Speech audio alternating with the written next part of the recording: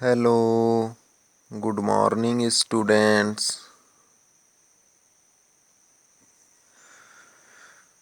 पिछले क्लास में हम लोगों ने अध्याय 3 एक चर का द्विघात समीकरण का प्रश्नावली 2 का क्वेश्चन नंबर 2 तक पढ़ लिए थे। तो चलिए आज क्वेश्चन नंबर 3 से आगे आज का क्लास को कंटिन्यू करते हैं। तो क्वेश्चन नंबर 3 है हम लोगों का, ये क्वेश्चन नंबर 3 है प्रश्नावली 2 का। तो क्या √2 समीकरण x² + 2x + 4 = 0 का एक मूल है? तो हम लोग को पता करना है, यानी कि √2 जो है समीकरण x² + 2x - 4 का -4 = 0 का एक मूल है। तो मूल है या नहीं ये पता करने के लिए क्या करते हैं हम लोग, दिया गया जो मान रहता है उसको जो समीकरण है उसमें रखते हैं। यदि समीकरण का लेफ्ट हैंड और राइट हैंड बराबर आता है तो जो दिया गया मान है वह समीकरण का मूल होता है। तो यहाँ पर हम लोग को क्या करना पड़ेगा, √2 जो है वह x की जगह रखना पड़ेगा, तभी पता चल पाएगा कि वह समीकरण का मूल है अथवा नहीं। तो चलिए रखते हैं।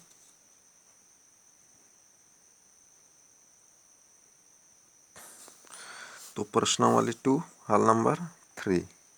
तो दिया गया समीकरण है, दिया गया समीकरण है। तो दिया गया समीकरण क्या है हम लोग का, x² - 2x + 4 = 0। तो यह दिया गया समीकरण है हम लोगों का। तो यहाँ √2 को हम लोग को रखना है x के जगह। तो रखते हैं समीकरण के बाएं पक्ष में x = √2 रखने पर x = √2 रखने पर। तो चलिए रख देते हैं। तो बायां पक्ष क्या है हम लोग का, ये है x²। तो बायां पक्ष =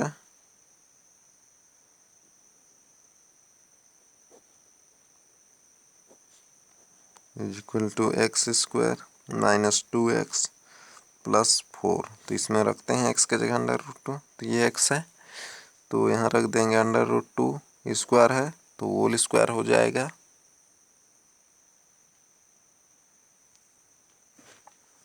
माइनस, तो यहाँ -2 और x की जगह क्या रख रहे हैं, √2।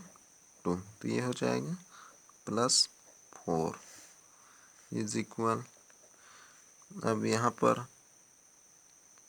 √2 का होल स्क्वायर लगा है, तो जब इस तरीके से लगे रहता है √2 में स्क्वायर तो क्या आता है, केवल अंदर वाला बस बाहर आता है, यानी कि 2 बस यहाँ पर आएगा। तो ये हो जाएगा 2, फिर -2 √2 + 4 ये होगा = यहाँ पर क्या हम लोग इन दोनों से 2 कॉमन ले सकते हैं, तो ले लेते हैं यहाँ पर 2। तो क्या बचेगा 1 -√2 + 4 ये हो जाएगा। तो यहाँ देख रहे हैं बायां पक्ष क्या आया है, 2 ब्रैकेट में 1 -√2 + 4। तो यहाँ पर स्पष्ट है कि बायां पक्ष ये है और दायां पक्ष क्या था, दायां पक्ष = 0 है। तो दोनों पक्ष यहाँ देख पा रहे हैं उनके बराबर नहीं है, तो स्पष्टता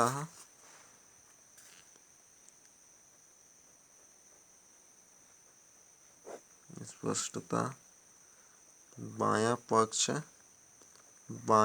पक्ष बराबर नहीं है दायां पक्ष। तो अतः क्या हो जाएगा, जब दोनों पक्ष बराबर नहीं रहता है तो दिया गया जो मान है वह समीकरण का मूल नहीं है। तो अतः x = √2 समीकरण के मूल नहीं है।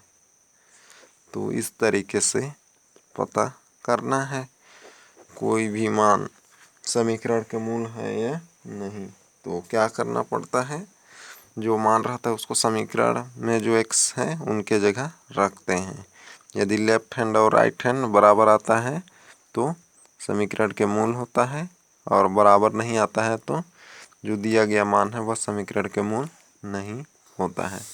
तो इस तरीके से बन जाएगा, समझ गए। तो अब चलिए आगे देखते हैं अगला क्वेश्चन। आगे है अगला क्वेश्चन नंबर 4। निम्नलिखित वर्ग समीकरणों का गुणनखंडन करके उनके मूल ज्ञात कीजिए। तो यहाँ क्या करना है हम लोगों को, जो दिया गया समीकरण है उनका गुणनखंडन करके उनके मूल ज्ञात करना है। तो गुणनखंडन करने के लिए क्या करते हैं हम लोग, वर्ग समीकरण में उनके मध्य पद को दो भागों में विभाजित करते हैं या तोड़ते हैं। तो चलिए देखते हैं। तो जिसमें क्वेश्चन नंबर 1 है 9x² - 3x - 2 = 0। तो इसको क्या करना है, गुणनखंडन करके, यानी कि समीकरण का गुणनखंडन करके हम लोग को उनका मूल, यानी कि जो समीकरण है का मूल ज्ञात करेंगे, अर्थात x का मान ज्ञात करेंगे। तो चलिए देखते हैं। तो हल नंबर 4 का फर्स्ट दिया गया वर्ग समीकरण है। तो दिया गया वर्ग समीकरण क्या है हम लोग का, 9x² -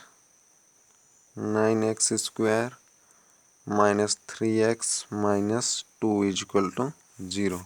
तो यह है हम लोग का दिया गया समीकरण। तो यहाँ गुणनखंडन करना है तो क्या करना पड़ेगा, मध्य पद को तोड़ना पड़ेगा। तो यानी कि मध्य पद को दो भाग में लिखेंगे। तो चलिए कैसे लिखेंगे दो भाग में, मैं बताता हूँ आप लोगों को। तो सबसे पहले तो फर्स्ट और लास्ट को लिख देना है, वैसे ही उतार देंगे। ऐसा 9x² और यहाँ 2 यानी कि -2 = 0। इतना लिख देने के बाद क्या करना है, मध्य पद को तोड़ना है।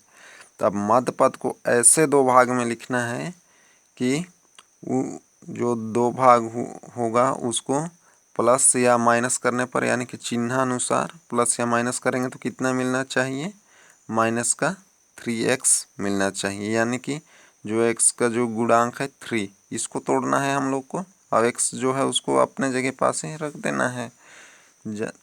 तो -3 को हम लोग तोड़ते हैं। तो -3 को दो भाग में लिखना है। तो उसको ऐसा देखना है हम लोग को कि उनका जो गुणनफल, यानी कि दो टूटे हुए भाग हैं उनका गुणनफल किनके बराबर आना चाहिए। यहाँ x² का जो गुणांक 9 और जो अचर पद 2 है इनके गुणनफल के बराबर आना चाहिए। जो मध्य दो भाग होगा, यानी कि मध्य पद का जो दो भाग होगा उनका गुणनफल, और जोड़ने या घटाने पर चिन्हानुसार कितना आना चाहिए, -3। तो इसको हम लोग क्या लिख सकते हैं, ये इधर मैं बता रहा हूँ, तो ये आप लोग रफ में करेंगे। तो -3 को तोड़ना है हम लोग को। तो -3 = इसको हम लोग क्या लिख सकते हैं, 6, यानी कि -6 + 3 तो -6 + 3 कर इन दोनों को सरल करेंगे चिन्ह के अनुसार तो क्या होगा, 6 माइनस में है और 3 किस में है, प्लस में है। जब दो पद में असमान चिन्ह रहता है यानी कि एक प्लस और एक माइनस, तो क्या करना है, बड़ी राशि वाले में छोटी राशि को घटाना है। देखिए बड़ी राशि कौन है, यहाँ 6 है और छोटी कौन है, 3 है। तो 6 में 3 माइनस करेंगे तो कितना आएगा, 3 आएगा। और बड़ी राशि में कौन सा चिन्ह है, माइनस है, तो आंसर में भी कौन सा चिन्ह लगेगा, माइनस। तो इसलिए यहाँ पर -3 होगा, या इसको ऐसा भी लिख सकते, -3 प्लस -6 + 3 इज इक्वल टू क्या आएगा।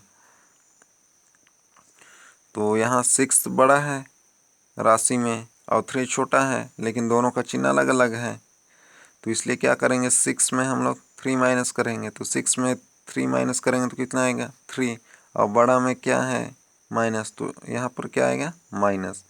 तो मध्य जो भाग है 3x को, यानी कि अब यहाँ पर संख्या को देखेंगे आप लोग, x को अभी वैसे ही रहने देंगे। तो -3 को हम लोग किस में तोड़ दिए हैं, -6 और +3 में।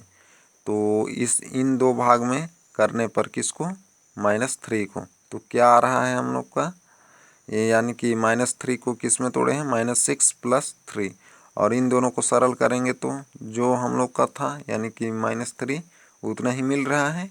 तो इतना समझ गए होंगे। अब आगे फिर एक देखना है, फिर एक कंडीशन। तो वह कंडीशन क्या होगा, x² का गुणांक और अचर पद। तो x² का गुणांक क्या है, 9 है, और अचर पद क्या है, -2 है। तो इन दोनों को गुणा करेंगे तो कितना मिलना चाहिए, कितना मिलेगा देखते हैं, 9 × -2, इन दोनों को गुणा करेंगे तो कितना आ जाएगा, 9 × 2 = 18।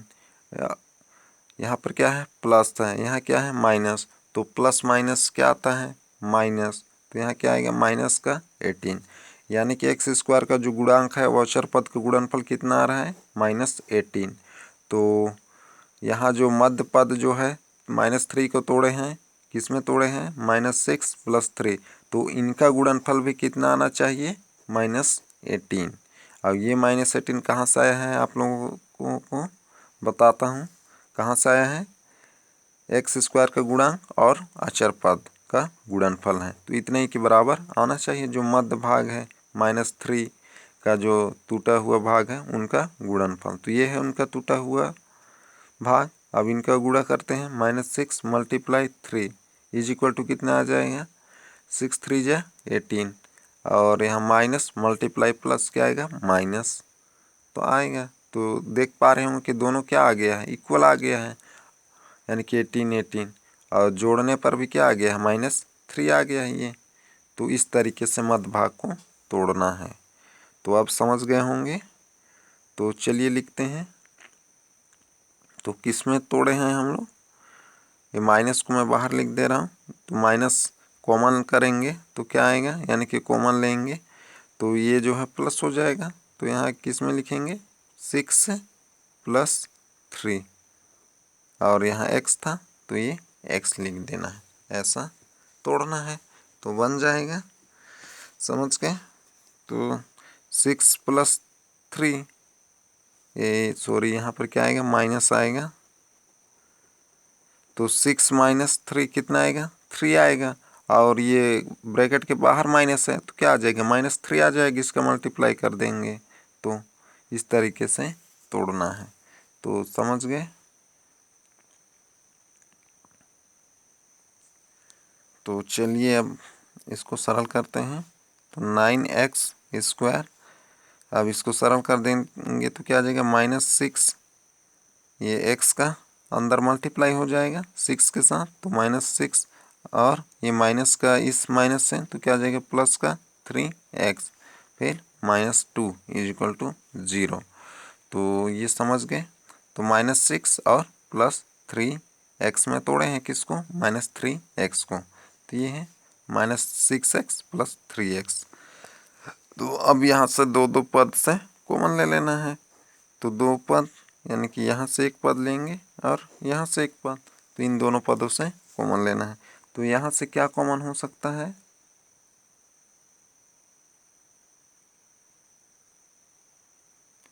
क्या कॉमन हो जाएगा, 3 कॉमन होगा, 3x, इन दोनों से 3x।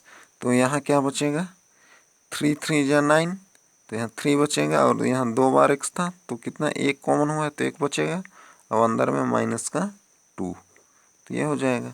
और यहाँ पर कुछ भी कॉमन नहीं हो रहा है अर्थात +1 कॉमन होगा। यहाँ 3x - 2 = 0, तो ये हो जाएगा। अब आगे ब्रैकेट में क्या है, दोनों, अब यहाँ इन दो पद से यहाँ देख रहे होंगे कि 3x - 2, यहाँ भी 3x - 2 है, तो क्या हो जाएगा 3x - 2 ये, और यहाँ पर क्या बचा, 3x बचा, उसको दूसरे ब्रैकेट में लिखना है, यहाँ +1, तो ये +1 = 0।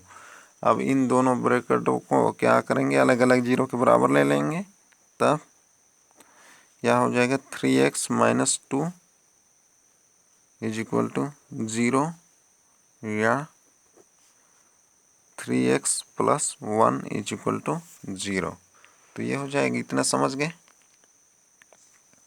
अब यहाँ हम लोग को x का मान निकालना है, तो क्या करना पड़ेगा, 2 को पक्षांतर, तो हो जाएगा 3x = 2, ये उधर जाएगा तो प्लस हो जाएगा, या इधर का भी, तो 3x, अब ये +1 को उधर ले जाएंगे तो क्या हो जाएगा, -1 होगा।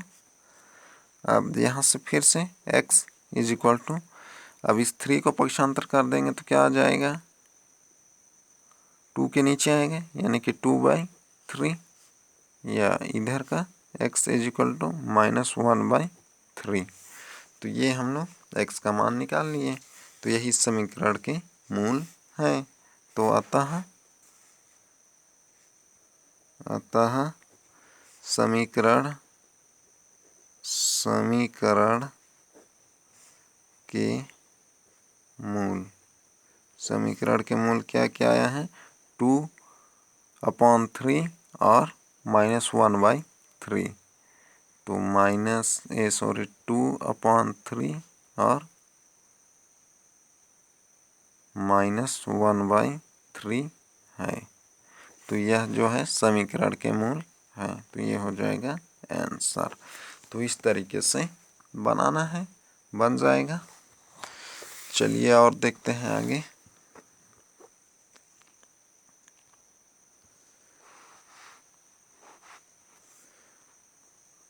आगे है क्वेश्चन नंबर 2। तो ये क्वेश्चन नंबर 2 है, क्या है, 4x² + 5x = 0। तो यहाँ पर से भी हम लोग को क्या करना है, x का मान निकालना है। तो चलिए देखते हैं यहाँ से x का मान। तो 2 नंबर दिया गया समीकरण, तो दिया गया समीकरण क्या है, तो दिया गया समीकरण है हम लोगों का 4x² + 5x = 0। तो यहाँ देख रहे होंगे कि अचर पद नहीं है, और इससे पहले पढ़े उसमें क्या था, यहाँ x वाले के बाद और एक पद था, यानी कि अचर पद जिसमें x नहीं रहता था। तो चलिए इसको कैसे हल करेंगे जब अचर पद नहीं रहेगा तब, तो आइए देखते हैं। तो यहाँ इन दोनों में से क्या कॉमन हो सकता है, x यहाँ 2 बार है और यहाँ 1 बार है, तो एक x कॉमन हो जाएगा, तो ये ले लेते हैं। तो और अंदर क्या बचेगा, यानी कि जो भी बचता है उसको ब्रैकेट के अंदर लिखते हैं। तो यहाँ क्या बचेगा 4, और यहाँ से एक x बाहर हुआ है तो 1 बचेगा ऐसा, यानी कि 4x बचेगा, और यहाँ प्लस का 5 = 0। तो ये गुणनखंडन के रूप में मिल गया, यानी कि गुणनखंड के रूप में। तो अब यहाँ से क्या करेंगे, इन दोनों का अलग अलग 0 को बराबर लेंगे, तब x = 0 तथा क्या हो जाएगा 4x + 5 = 0। तो ये होगा। अब इधर वाले को हल कर देते हैं, या लिखना है। तो एक x का मान हम लोग को कितना मिल गया 0, और एक निकलेगा x का मान, तो यानी कि वर्ग समीकरण पढ़ रहे हैं हम लोग, या द्विघात समीकरण, तो x का 2 वैल्यू प्राप्त होंगे। तो यहाँ से फिर से निकालेंगे x का मान, तो इसको क्या कर देना पड़ेगा पक्षांतर, तो क्या हो जाएगा 4x इज इक्वल टू -5 या x इज इक्वल टू -5/4 ये हो जाएगा। तो एक बार एक हम लोग को क्या मिला, x का मान 0 और दूसरा -5/4, तो यही क्या होगा समीकरण के मूल होगा। तो अतः समीकरण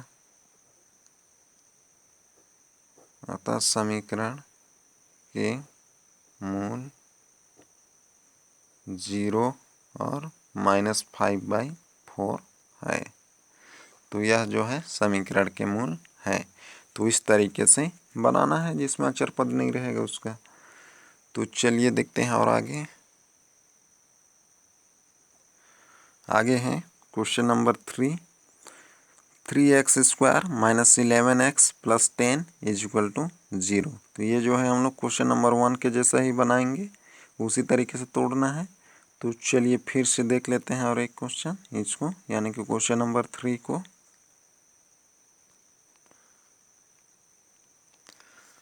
तो दिया गया समीकरण को यहाँ लिखते हैं। तो दिया गया समीकरण क्या है हम लोग का, 3x² - 11x + 10 = 0। तो ये दिया गया समीकरण है। तो यहाँ पर भी मध्य पद को तोड़ना है दो भागों में, यानी कि -11 को दो भाग में तोड़ना है। तो चलिए तोड़ते हैं। तो सबसे पहले तो क्या करना है, फर्स्ट पद और जो तीसरा पद है उसको लिख देना है यहाँ 3x² और यहाँ प्लस का 10 = 0। अब यहाँ पर हम लोग को किसको तोड़ना है, -11 को, यानी कि 11 को तोड़ना है। तो यहाँ पर क्या कर देना है, इसको दो भाग में तोड़ेंगे और ऐसे दो भाग में तोड़ेंगे कि यदि उनको प्लस या माइनस करें तो कितना मिलना चाहिए, -11 मिलना चाहिए। और उन दोनों दो भाग हैं उनको तोड़ गुणा करेंगे, जो टूटे हुए भाग हैं तो उनका गुणनफल कितना मिलना चाहिए, जो यहाँ x² का गुणांक 3 और जो अचर पद 10 है इनके गुणनफल के बराबर मिलना चाहिए। तो इसको हम लोग दो भाग में क्या क्या लिख सकते हैं, आइए देखते हैं। तो इसको जो है हम लोग ऐसा लिख लेते हैं, पहले यहाँ पर समझा रहा हूँ मैं इसको। तो जैसे 6 + 5 = कितना मिलेगा, 11, यानी कि 11 को हम लोग क्या लिख दिए, 6 और 5 लिख दिए, तो कितना मिलेगा, 11 मिलेगा हम लोग को। और इनका जो गुणनफल कितना मिलना चाहिए, यहाँ पर जो x² जो है उनके गुणांक और अचर पद के गुणनफल के बराबर, तो यानी कि 3 और 10 के गुणनफल के बराबर। तो देखते हैं कितना आएगा 3 और 10 का गुणनफल, 3 × 10 = कितना मिलेगा, 30। तो ये 30 आ रहा है। तो यानी कि 11 का दो भाग है उसको किस में तोड़े हैं, 6 + 5, तो ये भी कितना मिलना चाहिए, 30 मिलना चाहिए। तो इनको गुणा करेंगे, यानी कि 6 × 5 = कितना होगा, 30 होगा। तो यहाँ पर हम लोग और जोड़ने पर कितना मिलना चाहिए, -11, तो यहाँ क्या है +11 आ रहा है, तो यहाँ क्या लगाना पड़ेगा, माइनस लगाना पड़ेगा ये, यानी कि ऐसा, तभी क्या होगा, -11 मिलेगा ये, यानी कि माइनस जो 11 है, ये जो -11 था हम लोग का, तो इसको क्या लिखेंगे हम लोग, -6 - 5, तो = कितना मिल जाएगा, -11। और इन दोनों को गुणा करेंगे, यानी कि -6 और -5, तो गुणनफल कितना आएगा, माइनस माइनस प्लस, 6 × 5 = 30, तो ये 30 हो जाएगा। और अब उसके बाद क्या देखना है, जो अचर जो गुणांक है, ये अचर है, ये सॉरी x² का गुणांक 3 और अचर पद 10, तो इनका गुणनफल भी कितना आया था, 30 आया था ये। तो जो मध्य दो टूटे हुए भाग था उनका गुणनफल और जो x² का गुणांक और अचर पद का गुणनफल भी कितना आ रहा है, 30, यानी कि बराबर आ रहा है। और जो मध्य भाग को तोड़े थे, यानी कि -11 को, ये है -11, तो तो इसको जो तोड़े थे -6 और -5, तो इन दोनों को यानी कि टूटे हुए भाग कौन कौन, -6 और -5, तो इन दोनों को सरल कर रहे हैं तो कितना आ रहा है, -11 आ रहा है। और गुणा करने पर 30 आ रहा है। और जो x² का गुणांक जो है 3 और अचर पर 10, तो इनका गुणनफल भी कितना आ रहा है, 30 आ रहा है। तो यानी कि गुणनफल भी 30 आ गया, यानी कि दोनों का टूटे हुए भाग और x² का गुणांक और अचर पद, उनका गुणनफल भी क्या आ रहा है, बराबर आ रहा है। और जो मध्य भाग को तोड़े थे उनका दोनों को यानी कि दोनों जो टूटे हुए भाग को भी सरल करने पर क्या आ रहा है, -11 आ रहा है। तो इस तरीके से कंडीशन हम लोग का बराबर आ रहा है। तो क्या हो जाएगा, जो तोड़ रहे हैं हम लोग दो भाग में -6 और -5 में, तो वह क्या होगा, सही है हम लोग का। तो किस में तोड़े हैं, -6 और -5 में, यानी कि x है तो यहाँ पर भी x लगा देना है ऐसा, और ये -5x, ये हो जाएगा। तो अब समझ गए, तो इस तरीके से तोड़ना है तो बन जाएगा तोड़ने। तो चलिए फिर से एक बार बता रहा हूँ मैं, ध्यान से देखेंगे आप लोग। तो मध्य भाग को कैसे तोड़ना है, तो इसको दो भाग में करेंगे, तो दो भाग में करेंगे किसको, -11x को, और इनको सरल करेंगे तो कितना मिलना चाहिए, जो दो भाग करेंगे उनका योगफल या माइनस या चिन्हों के अनुसार सरल करेंगे तो कितना मिलना चाहिए, -11x। तो हम लोग इसको क्या लिखे हैं, -6x और -5x। तो ये दो भाग कर दिए किसको, -11x को। तो इन दोनों को सरल करेंगे यानी कि -6 और -5x को, तो कितना आएगा, यानी कि ये दोनों चिन्ह समान हैं तो क्या होगा, प्लस होगा, तो -11x आ गया। और इनका गुणांक क्या है, 6 और -5, माइनस में है दोनों, तो +30 आएगा गुणनफल। और अचर जो है x² का गुणांक 3 और अचर पर 10 है, तो इनका गुणनफल भी कितना आ रहा है, 30 आ रहा है। तो यानी कि गुणनफल दोनों का, जो मध्य टूटे हुए भाग है उनका गुणनफल और जो x² का गुणांक 3 और अचर पर 10, इनका गुणनफल क्या आना चाहिए, बराबर आना चाहिए। और जो टूटे हुए भाग हैं उनको चिन्हानुसार प्लस या माइनस करने पर जो पहले हम लोग 11x को तोड़े हैं उतना मिलना चाहिए। तो यहाँ दोनों मिल रहा है, तो अतः हम लोग का जो टूटा हुआ भाग किस में तोड़े हैं, -6x और -5x में, तो यह क्या है, सही है। तब यहाँ से दो दो पद से कॉमन ले लेंगे, तो इन दोनों पद से और यहाँ पर इन दोनों पद से, तो चलिए कॉमन लेते हैं। तो इन दोनों से क्या आएगा कॉमन, 2 आएगा, 3 आएगा, 3 और x, तो यहाँ क्या बचेगा, x और यहाँ पर माइनस का 2। और यहाँ इन दो पद में फर्स्ट में ही माइनस लगा है तो क्या होता है, माइनस भी कॉमन होता है जब पहले में ही माइनस लगे रहता है। तो यहाँ से 5 कॉमन हो जाएगा, तो यहाँ क्या बचेगा, केवल x।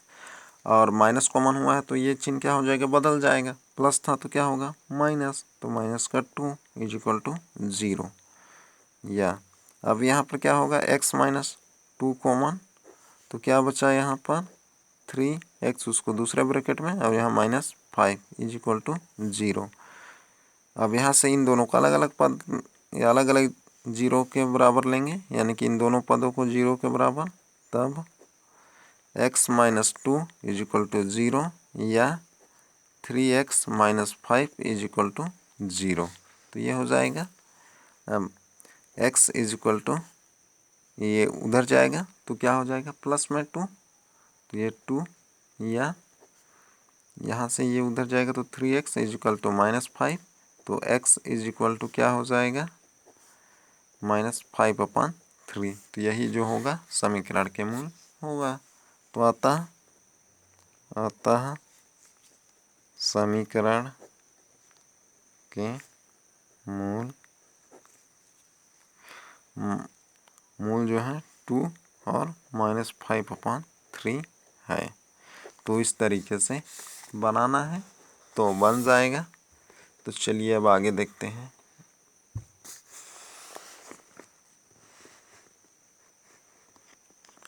आगे जो है क्वेश्चन नंबर 4।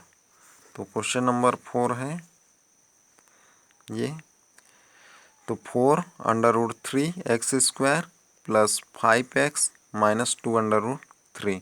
तो यहाँ पर भी मध्य पद क्या है, प्लस का 5x है, इसको तोड़ना है। तो कैसे तोड़ना है, तो इसको दो भाग में करेंगे और दोनों को सरल करेंगे तो कितना मिलना चाहिए, प्लस का 5x मिलना चाहिए। और उनका गुणनफल किसके बराबर आना चाहिए, जो ये x² का गुणांक यानी कि 4√3 और अचर पद क्या है -2√3, इनके गुणनफल के बराबर मिलना चाहिए। तो चलिए देखते हैं इसको। तो ये क्वेश्चन नंबर 6 था, मैं 4 कह दिया था, तो ये 6 है। तो दिया गया समीकरण क्या है, 4√3 x² plus 5x minus 2√3 is equal to 0। तो ये था। तो इसको सरल करना है, मध्य पद को तोड़ना है। तो मध्य पद यहाँ कौन है, ये है हम लोग का 5 है। तो चलिए देखते हैं इसको कैसे तोड़ना है। तो पहले तो लिख देना है फर्स्ट और थर्ड को, यानी कि 4√3 x² और ये लास्ट में क्या है, यानी कि तीसरा पद माइनस में 2√3 इज इक्वल टू 0। तो यहाँ प्लस है तो प्लस लगा लेना है। अब 5 को तोड़ना है हम लोग को दो भाग में, तो हम लोग इसको क्या लिख सकते हैं, 8 माइनस 3 और यहाँ x है तो ये x लिख दिए। तो 5 को हम लोग किस में तोड़ दिए हैं, 8 माइनस 3 में। तो 8 माइनस 3, तो इसको सरल करेंगे तो कितना आएगा, 5 आएगा। और x अपने जगह पास ही है तो x का x लिख देंगे, या इसको जैसे मैं अभी पहले में लिखा पहले क्वेश्चन इससे वैसे भी तोड़ सकते हैं।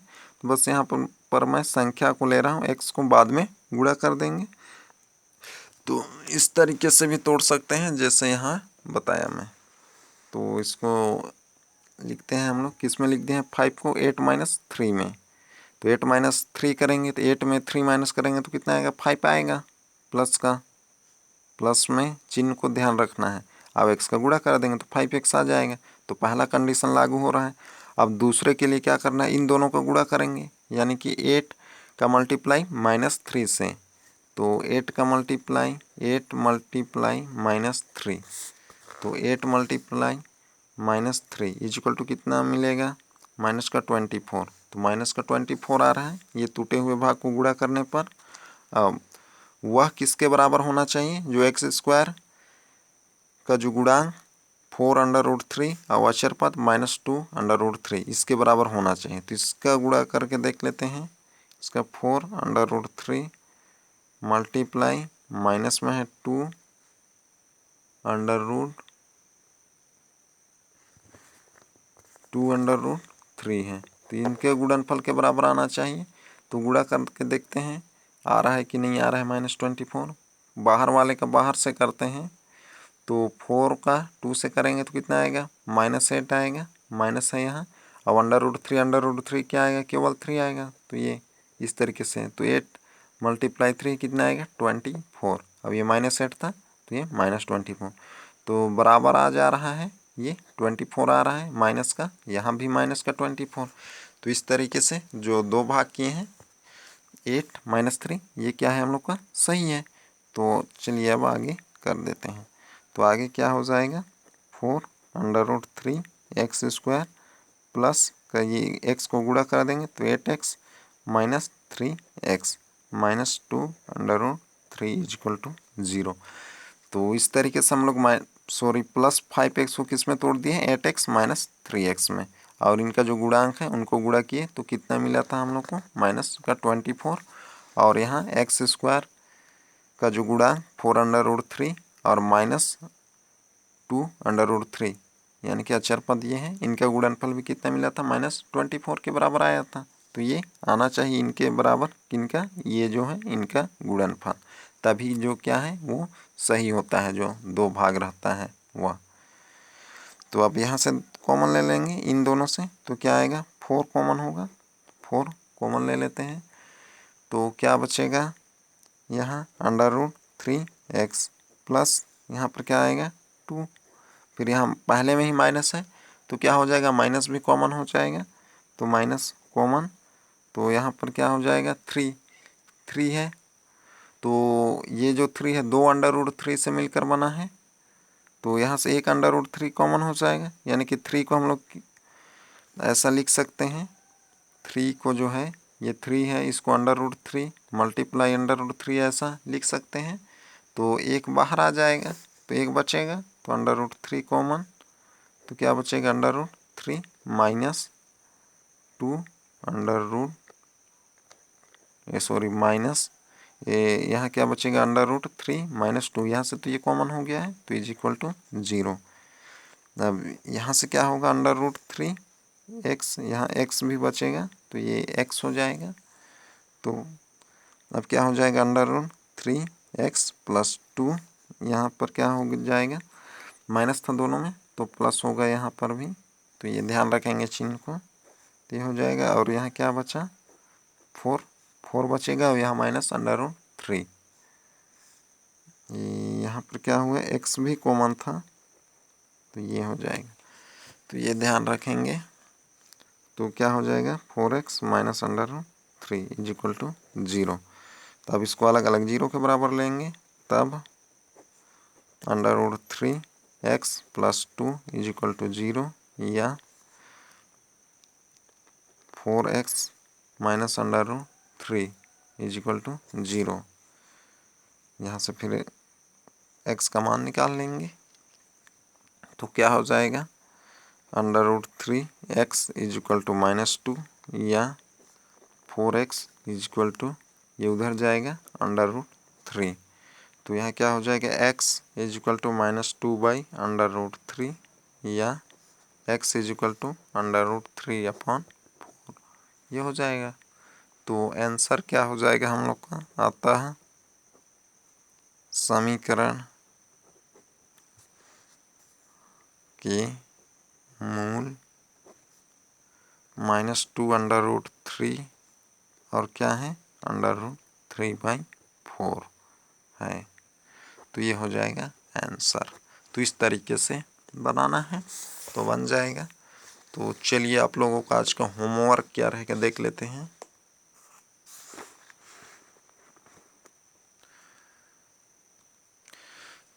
तो चलिए देखते हैं आप लोगों का होमवर्क क्या रहेगा। तो आप लोगों का होमवर्क रहेगा प्रश्नावली 2 का क्वेश्चन नंबर 4, 5 और 8। तो ये आप लोगों का होमवर्क रहेगा। तो आज का क्लास यही तक, अगले क्लास में फिर मिलते हैं। तो ओके बाय।